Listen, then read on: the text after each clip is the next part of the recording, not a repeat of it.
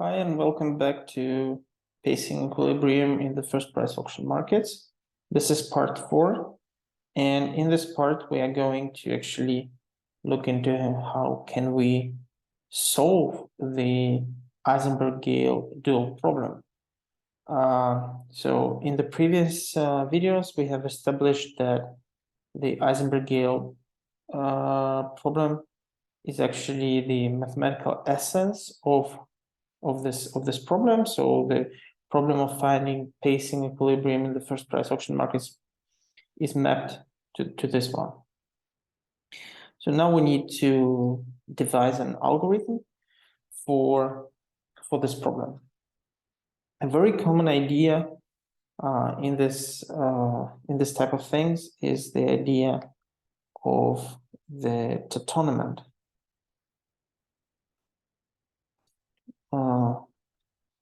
I think it's translated as settlement or something like this. So the idea is that this is an iterative process of finding equilibrium prices. And it works in the following way. So imagine that at the first iteration, we set some initial prices, P0 J for every item J, and we publish those prices or broadcast them to every agent.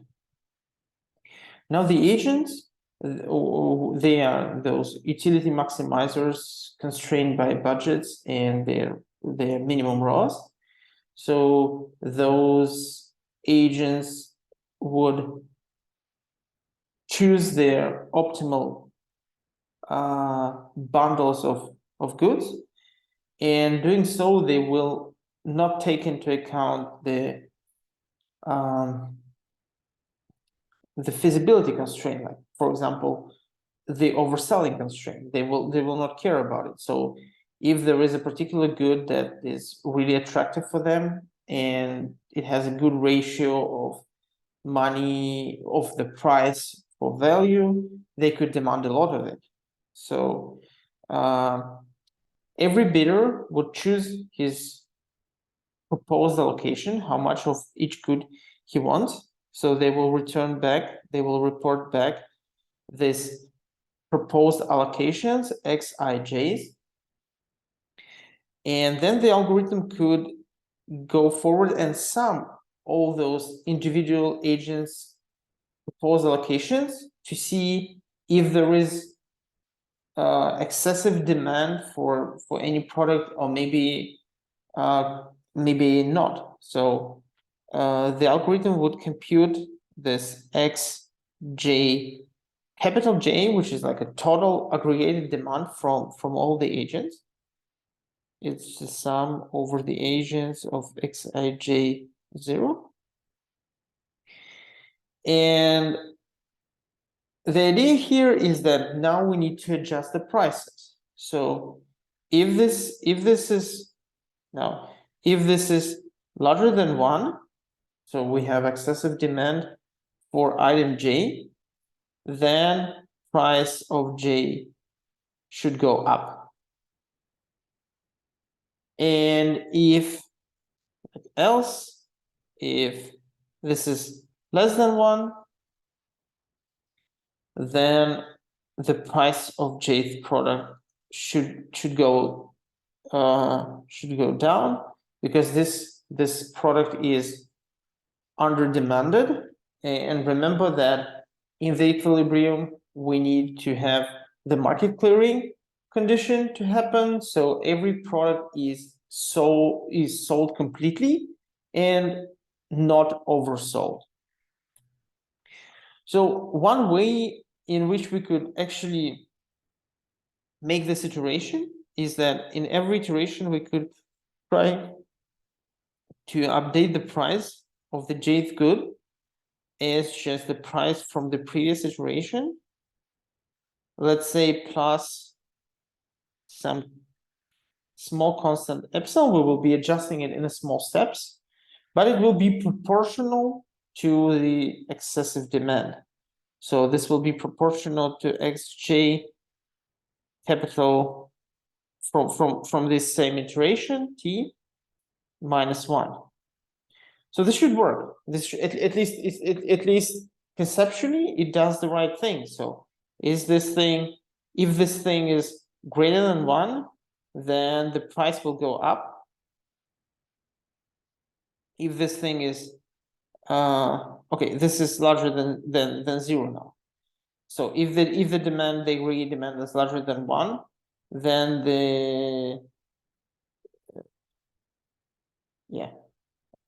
this thing would be more than 0, and the price will go up. And otherwise, if this is less than 0, then the price will go down.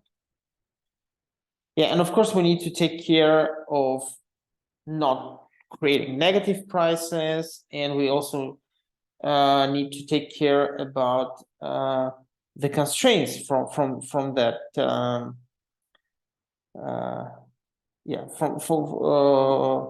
from the dual problem. We need to take care about this constraint. So in general, why is this, like, why is it even works? And it seems that why it works is that this formula here, this is like really reminiscent of gradient descent. And this is not a coincidence.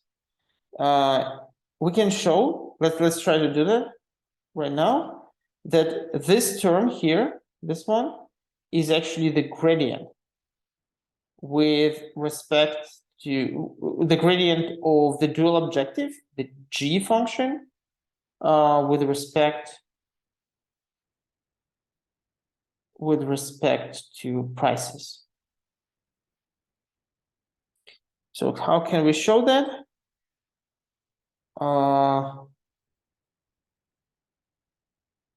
This derivative would be 1.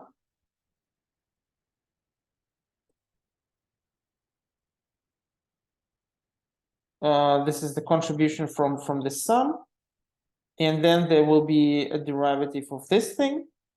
So this will be 1 minus mi divided by beta I, and then we have a derivative of beta I over the price j. And we should just, okay, so this is going to be negative gradient because we are minimizing. So yeah, so what is this derivative of beta I with respect to pj? Okay, remember that beta I is actually the ratio of money spent, pj, sum over I, no, sum over j, and divided by sum over xi vij. And there should be also potentially, there could be this remaining budget term, but in this case we are actually considering the situation that the bidders could demand more than of the item that we actually have in stock, so it kind of like always spend all of its budget. So this is also over j, and this one is actually the utility. So taking the derivative of pj, we have xij, this is sum over I, divided by ui. We can substitute it back.